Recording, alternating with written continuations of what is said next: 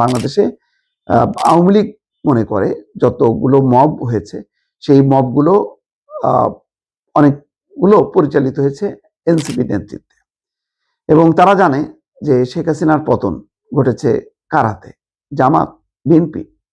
হয়তো তারা নেপথ্যে ছিল, কিন্তু মূলত এনসিপির নেতারা বা এনসিপির যে তরুণরা এখন রাজনীতি করছে, ভোট করছে বা এই জোটে গেছে, সেই এনসিপির নেতাদের হাতে বা তরুণ নেতাদের হাতে আওয়ামী লীগের পতন ঘটেছে। ফলে আওয়ামী লীগের নেতাদের মধ্যে যত না বেশি বিএনপি বা জামাতের বিরুদ্ধে ক্ষুব্ধ, তার চেয়ে অনেক বেশি ক্ষুব্ধ তারা এনসিপির উপর, কারণ এনসিপি তাদের পতন ঘটিয়েছে।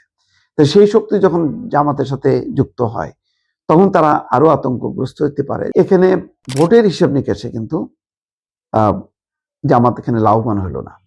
এনসিপি কে যুক্ত করে আওয়ামী লীগের ভোটারদেরকে তারা দূরে ঠেললো। যদি নির্বাচন উন্মুক্ত হয় এবং আওয়ামী লীগের ভোটাররা দলে দলে আসে, তাহলে সেই ভোটগুলো কিন্তু জামাত এনসিপি জোটে যাবে তেমনটা না।